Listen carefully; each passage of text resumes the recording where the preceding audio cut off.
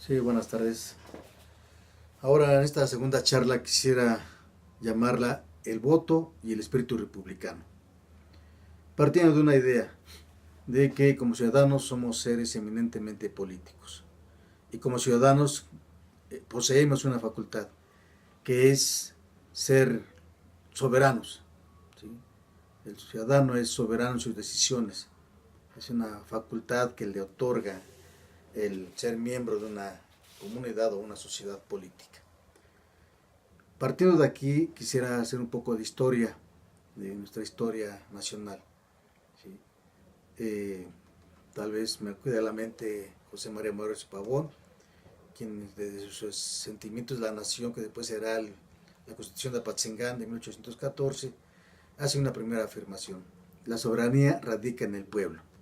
¿Sí? Lo va a señalar también Ignacio López Rayón en sus elementos constitucionales.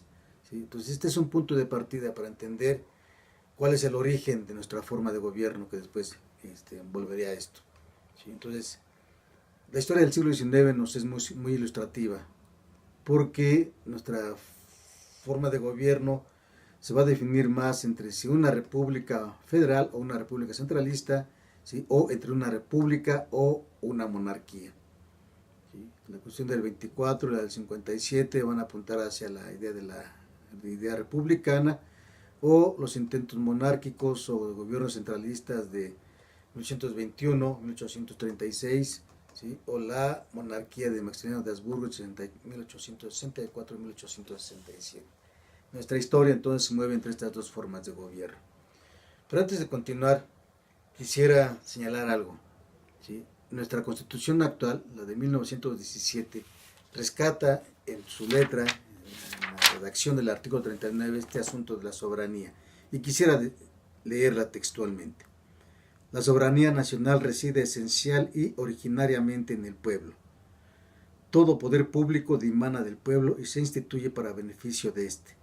El pueblo tiene en todo tiempo el inalienable derecho de alterar o modificar la forma de su gobierno. Esto es a lo que me refiero. Y la afirmación de que el pueblo mexicano es soberano y esta soberanía plantea finalmente la legitimidad política. La legitimidad, como veremos más adelante, será del Estado mexicano. Pero lo más importante es que todo poder público dimana directamente del pueblo. Y por poder público podemos entender las 3.400 elecciones de carácter representativo popular que tendrán lugar en nuestro país el 1 de julio. Se van a elegir poderes públicos, cuya legitimidad parte justamente de esta idea. La soberanía radica en el pueblo. Siendo así entonces, esto nos da elementos para entender qué es el voto. ¿Sí? Finalmente, cuando crucemos la papeleta electoral, lo que estaremos haciendo es delegar nuestra voluntad soberana para que a nombre nuestro, ¿sí?, gobierne un tercero o un grupo, otros a nombre nuestro. Pero cuando nuestro artículo tercero, nuestro artículo 39 afirma que la soberanía es inalienable, ¿sí?, está afirmando otra cosa. No por el hecho de que votemos y cedamos, ¿sí?, nuestra soberanía a un tercero, no por eso perdemos la facultad soberana. La seguimos manteniendo. ¿Sí? Eso es a lo que se refiere con el inalienable derecho de alterar o modificar la forma de gobierno. Esto último nos remite a una cuestión que no está muy clara, muy difundida y que se trasluce en la redacción del artículo 39 constitucional. Como ciudadanos, como soberanos, ¿sí?, en una forma de gobierno liberal, podemos acudir a la revocación de mandato bajo tres formas, tres mecanismos: el referéndum, el plebiscito o la consulta. ¿Sí? Que yo lo dejaría allí hasta el momento. Entonces, en esta idea última de que el soberano, el ciudadano, puede cambiar la forma de gobierno si éste no responde a los fines o a los requerimientos por los cuales le fue delegada esta voluntad soberana. ¿Sí? Bueno, entonces nuestro artículo 39 que afirma sobre la soberanía. Vuelvo a la historia nacional. Este debate entre si república o monarquía, finalmente lo que triunfa para 1857, ¿sí?, después será reafirmado con la ley de reforma y lo va a retomar la Constitución de 1917, es el carácter republicano, ¿sí?, de nuestra forma de gobierno, ¿sí? Que ahora la letra del artículo 40, quisiera leerlo. El artículo 40 de nuestra Constitución vigente dice: es voluntad del pueblo mexicano constituirse en una república representativa, democrática, federal, compuesta de estados libres y soberanos en todo lo concerniente a su régimen interior, pero unidos en una federación establecida según los principios de esta ley fundamental. Ahí está. Lo que estamos señalando es justamente nuestra forma de gobierno, que es una república democrática, representativa, federal. Este es el carácter republicano y ese sentido es nuestro voto.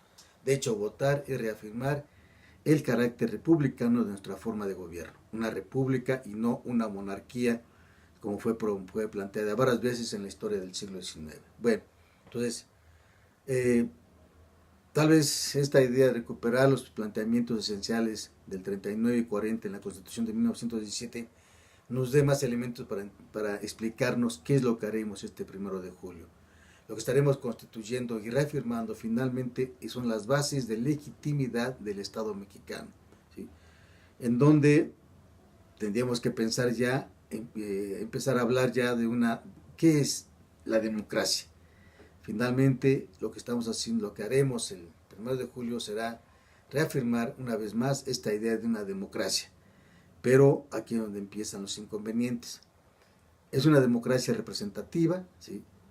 Que las formas de ejercerla hasta el día de hoy está mostrando que es una democracia representativa que ha llegado hasta a ser caduca, que ha agotado todas las posibilidades de una relación directa entre gobernantes y gobernados, que es una democracia representativa que ha permitido la corrupción de estos elementos constitucionales. No hay mecanismos en nuestro país, no hay mecanismos gubernamentales, mucho menos de arriba hacia abajo, que permitan el restablecimiento de una auténtica democracia representativa. ¿Sí? Entonces, creo que lo que queda por hacer es reflexionar de qué es una auténtica democracia, como sería una democracia ciudadana, de abajo hacia arriba y ya no como se practica hasta el día de hoy. ¿Sí?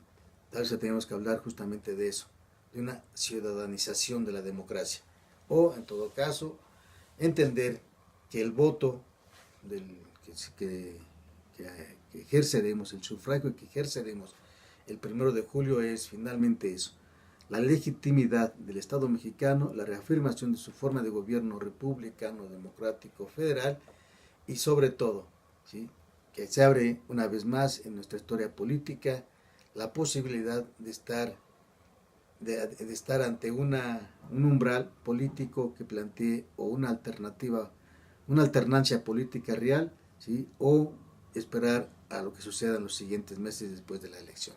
Muchas gracias.